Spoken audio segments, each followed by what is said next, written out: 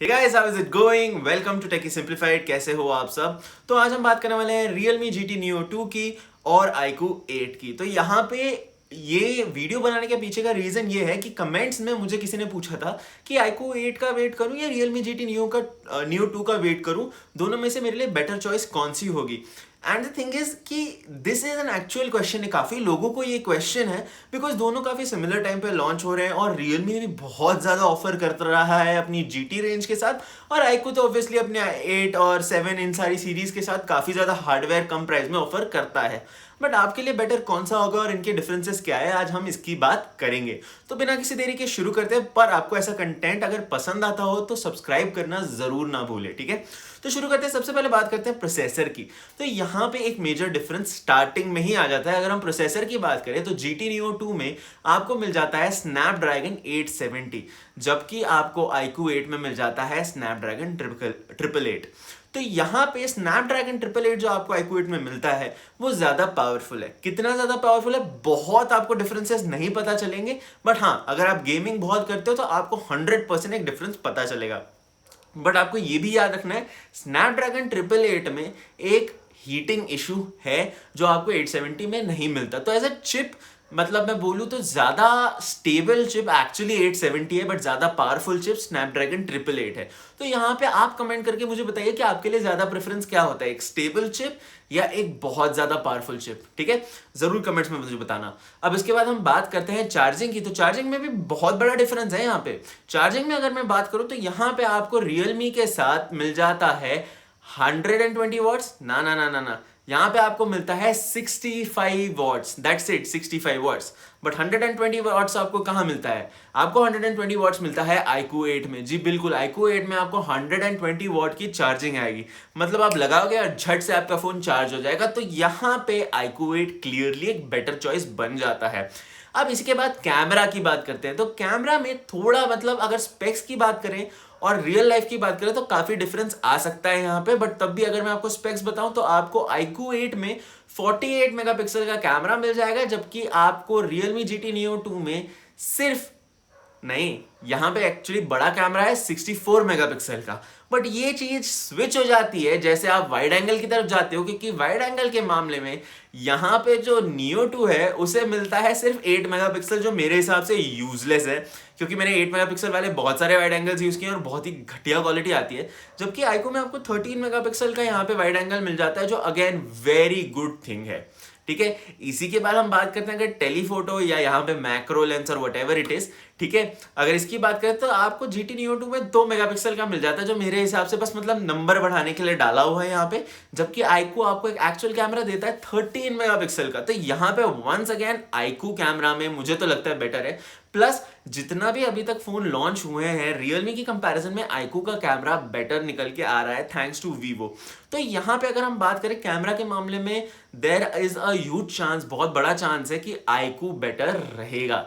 अब इसके बाद मैं बात करूं तो बैटरी की। तो यहाँ पे बैटरी में आपको जो iQOO 8 है उसमें आपको 4300 मिली एम्पायर के आसपास की बैटरी मिल जाएगी, जबकि आपको यहाँ पे Realme GT Neo 2 में 5000 मिली एम्पायर की बैटरी मिल जाती है। तो यहाँ पे बैटरी के मामले में GT Neo 2 आगे चला जाता है। इसी के साथ मैं बात करूं, एक चीज जो आपको iQOO 8 में नहीं मिलती है वो है ऑडियो जैक। यहाँ पे Realme GT Neo 2 में आपको 3.5mm जैक मिल जाता है, जो गेमर्स के लिए आई थिंक एक बहुत बड़ी चीज बन जाती है। इनफैक्ट बहुत लोगों के लिए बहुत बड़ी चीज बन जाती है ये, क्योंकि आपके वो जैक की वजह से एक्स्ट्रा एक्सेसरीज खरीदने की जो आपकी कॉस्ट है वो कम हो जाती है, राइट। इसके बाद अगर हम प्रोटेक्शन की बात करें तो प्रोटेक्शन की बात में आपको, मेरे को iQOO 8 में कौन सा प्रोटेक्शन आएगा it is not clear yet, India में आते आते देखते हैं। जब अगर हम इसकी बात करें Realme GT Neo 2 की, तो यहाँ पे आपको Gorilla Glass 5 की प्रोटेक्शन सामने और पीछे दोनों तरफ मिल जाती है। अब इसके बाद सॉफ्टवेयर की बात करते हैं, यहाँ पे आता है आपको FunTouchOS और यहाँ पे आता है आपको Realme UI। दोनों काफी बढ़िया है अपनी केस में और दोनों में अपने अपने इश्यूज बहुत है। ये ज्यादा स्टॉक है, अगर FunTouchOS की बात करें तो वो तो ज्यादा स्टॉक बन जाता है और Realme UI थोड़ा ज्यादा कस्टमाइज है, ओप्पो के OS की तरफ वो ज्यादा लीन करता है। तो यहाँ पे ये डिफरेंसेस आ जाते हैं, बट सिमिलैरिटी कहाँ पे? बट सिमिलैरिटी से बात करने से पहले एक मिनट, प्राइसिंग की तो हमने बात ही नहीं की, जो एक बहुत बड़ा डिफरेंस बनने वाला है इन दोनों फोन्स में, बिल्कुल। तो यहाँ पे अगर मैं प्राइसिंग की बात करूँ तो प्राइसिंग के मामले में GT Neo 2 आपको बहुत कम पड़ जाएगा कंपेयर टू iQOO 8। iQOO 8 की कॉस्ट बढ़ने वाली है बिकॉज ऑफ स्नैपड्रैगन 888। तो यहां पे आपको 5 से 7 हजार के बीच का डिफरेंस दिखेगा दोनों की प्राइसिंग में। Realme GT Neo 2 आपको 5 से 7 हजार कम में मिलेगा, इनफैक्ट वो iQOO 7 वाली प्राइस में मिल सकता है आपको, जबकि iQOO 8 आपको iQOO 7 लेजेंड की प्राइस में लॉन्च होगा। तो दोनों में प्राइसिंग में काफी डिफरेंस आ जाता है। इसके साथ बात करें आप सिमिलैरिटीज की, जो दोनों में सेम चीजें मिल जाती है आपको। यहाँ पे ड्यूअल फायरिंग स्पीकर्स मिल जाते हैं, गुड ऑडियो क्वालिटी मिल जाती है। इसी के साथ मैं बात करूँ तो आपको डिसेंट हैप्टिक फीडबैक मिल जाएगा। थोड़ा iQOO में बेटर मिल सकता है but it's not very huge difference. और इसके साथ में अगर बात करूँ डिस्प्ले की, डिस्प्ले दोनों में 120 हर्ट्ज आता है, दोनों में AMOLED आता है। iQOO 8 का जो हायर वेरिएंट है, प्रो वेरिएंट है, उसमें आपको E5 AMOLED मिल जाता है, LTPO डिस्प्ले, वो थोड़ा ज्यादा ही हाईफाई हो जाता है। बट यहाँ पे अगर इन दोनों की कंपैरिजन करूँ iQOO 8 और Realme GT Neo 2 की, तो यहाँ पे डिस्प्ले आपको बिल्कुल सेम मिलता है। तो ये पर्सनल प्रेफरेंस पे है कि आपको कौन सी कंपनी का डिस्प्ले ज्यादा बेटर लगता है, कौन सी कंपनी की ट्यूनिंग ज्यादा बेटर लगती है। इसी के साथ कस्टम रोम वगैरह की बात करूँ तो दोनों में आपको नहीं मिलता। काफी लोगों को लगता है Realme में मिलता है, बट उसके लिए आपको एक डेवलपर अकाउंट बना के एक ऐप सबमिट करके बहुत सारी चीजें करनी पड़ती है, वो थोड़ा डिफिकल्ट हो जाता है यहाँ पे। iQOO में तो बिल्कुल ही नहीं होता, ठीक है। तो ये 2-3 चीजें हैं जो आपको नोट करनी चाहिए। अभी प्राइसिंग की बात कर ली, अब लॉन्च की अगर मैं बात करूँ तो लॉन्च दोनों ही इस महीने के एंड तक या नवंबर के फर्स्ट वीक तक हो जाएंगे, तो उसमें भी कोई आपको टेंशन नहीं है, राइट। अभी इसकी बात करते हुए एक चीज हम थोड़ा डिफरेंशिएट कर लेते हैं। यहाँ पे जो Realme है वो अपने GT सीरीज के साथ थोड़े इंटरेस्टिंग से बिल्कुल नई डिजाइन लाता है, जबकि अगर मैं बात करूँ iQOO की, तो iQOO थोड़े ऐसे पॉलिश डिजाइन लाता है। थोड़ा उनका जो डिजाइन होता है वो बिल्कुल ऐसा थोड़ा मॉडर्न होता है, पॉलिश्ड होता है और मिनिमलिस्ट होता है।